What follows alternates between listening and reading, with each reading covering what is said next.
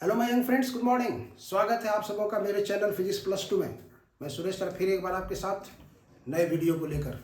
Chapter है प्रत्यावर्ती धारा, अल्टरनेटिंग करंट। इसमें दो वीडियो में पहले से आपके लिए डाला है। अगर आपको समय नहीं मिला होगा तो उसको आप देख लेंगे।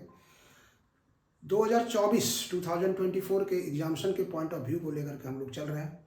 और आज का जो वीडियो है वो प्रत्यावर्ती धारा का औसत मान, average value of alternating current कितना होता है। आप देखिए, प्रत्यावर्ती धारा को देख चुके हैं। प्रत्यावर्ती धारा का आप ग्राफ देख सकते हैं। ये ऐसे होता है। एक फुल चक्र का करंट अगर हम लेंगे तो एक फुल चक्र का करंट अगर लेंगे तो वो जीरो आ जाएगा, क्योंकि यहाँ पर वैल्यू उसका फुल चक्र में जीरो हो जा रहा है। तो हम लोग इसको दो पार्ट में डिवाइड करेंगे। एक निकालेंगे पॉजिटिव हाफ साइकिल और एक निकालेंगे negative half cycle. Negative half cycle करके निकालेंगे। तो इसको डिफाइन करने के लिए हम लोग क्या करते हैं कि चार्ज से रिलेटेड इसको कर देते हैं।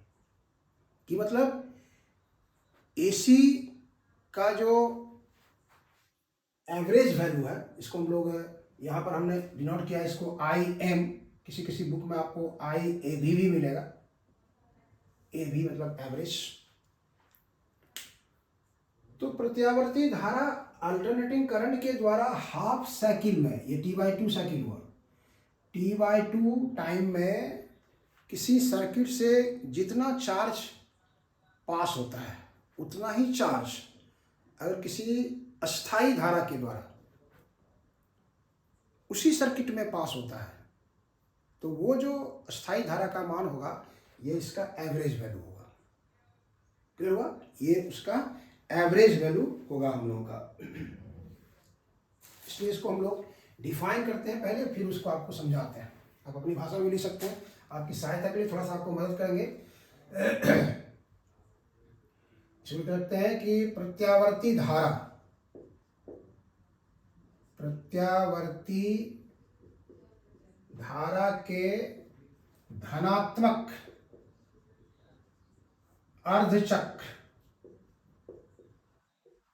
अर्धचक्र की धारा के द्वारा किसी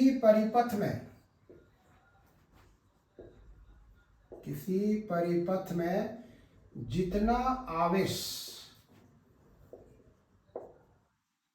जितना आवेश प्रवाहित होता है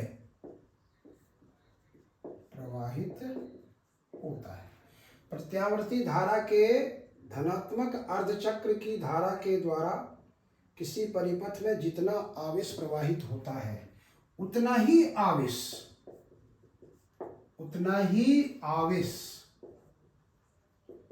जिस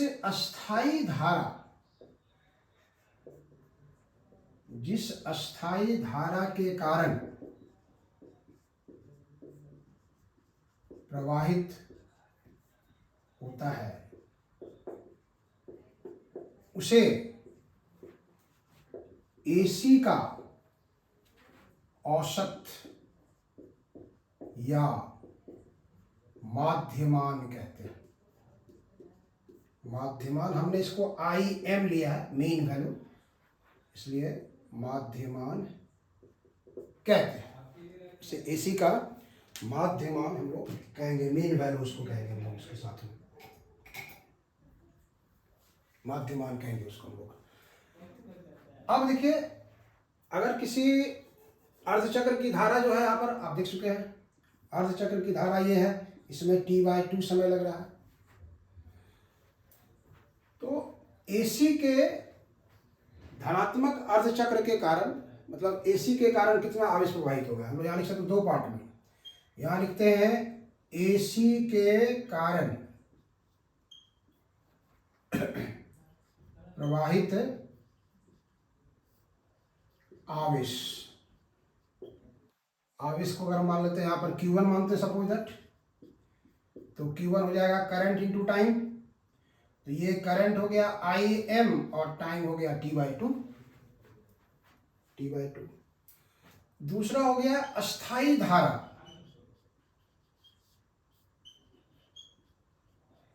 अस्थाई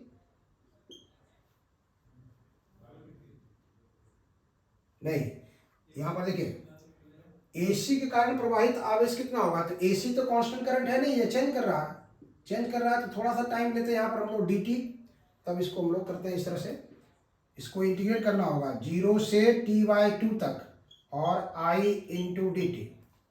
और अस्थायी धारा के कारण जो आवेश होगा वो अगर Q2 है तो that is Im into t/2।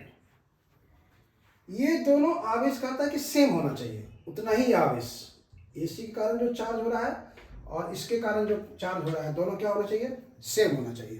तो जब दोनों सेम होगा तो हम लोग दोनों को इक्वेट करते हैं। यहाँ पर देखिए दोनों को हम यहाँ पे इक्वेट कर दे रहे हैं,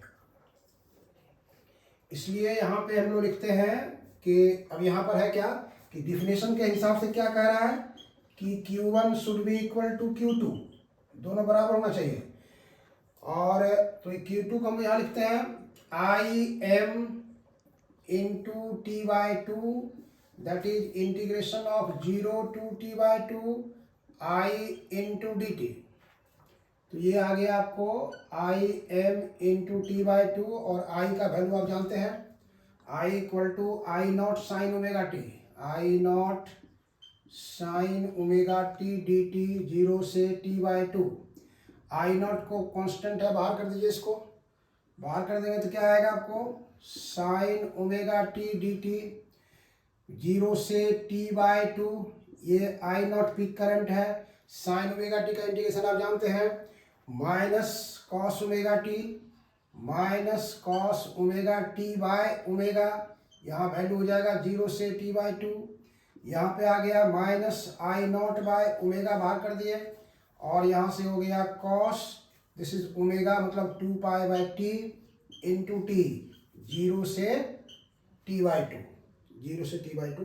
अब ये जो स्मॉल टाइम है वहाँ पर आप t/2 पुट करेंगे, t/2 पुट करेंगे तो क्या होगा, देखिए यहाँ से माइनस I0 यहाँ पर पुट कर देते हैं हम लोग 2π/t, और यहाँ पे हो गया आपको कॉस, ये हो गया आपका कॉस 2π/t, यहाँ पे t/2 और माइनस इस t के ऊपर 0 पुट करेंगे तो 0 आ जाएगा, यहाँ से ये t ऊपर चला जाएगा minus t into I0 bye 2π, और यहाँ आ गया कितना, ये और ये कैंसिल हो गया, 2 और 2 कैंसिल हो गया, कितना आया cos पाई मतलब -1, तो ये माइनस कितना हो जाएगा प्लस, इसलिए इसको आप कर सकते हैं 2I0 t bye 2π, 2I0 t bye 2π। ये आपका किसका वैल्यू आ रहा है, this is Im into t/2। चलिए तुरंत इसका स्क्रीनशॉट लीजिए, फिर इसको आगे एक्सप्लेन करते हैं।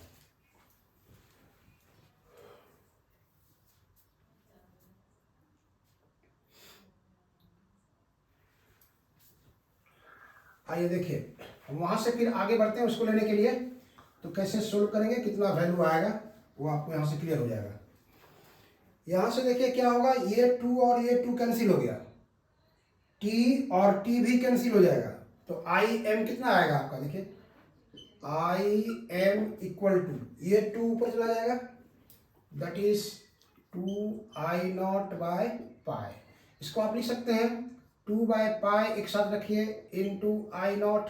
2/π का वैल्यू होता है 0.637 इंटू I0। इसका मतलब क्या हुआ, मीन वैल्यू जो होगा 0.637 इंटू I0, या फिर इसको परसेंटेज में आप कर सकते हैं, Im equal to 63.7% of I0, 63.7% of I0।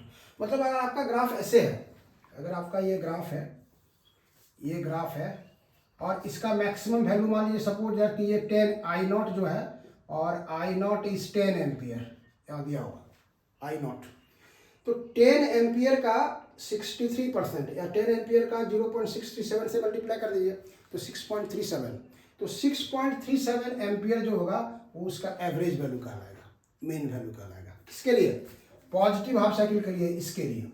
Similarly for negative half cycle, अगर फॉर आप नेगेटिव हाफ साइकिल निकालेंगे, फॉर नेगेटिव हाफ साइकिल,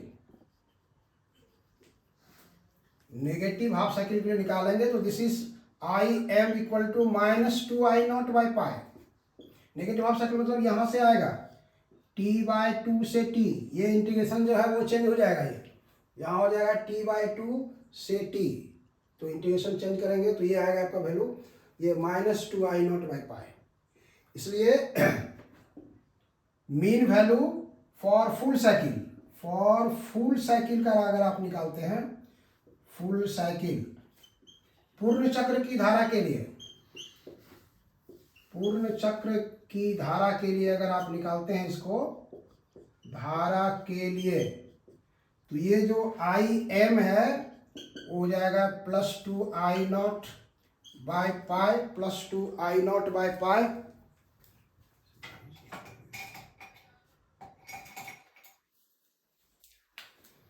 ये हो जाएगा आपको +2I0 बाई पाई और प्लस -2I0 बाई पाई, दोनों को कैंसिल कर देंगे आप, दैट इज 0, दैट इज 0, ये इसका वैल्यू चला आएगा आपको इसका, ठीक है।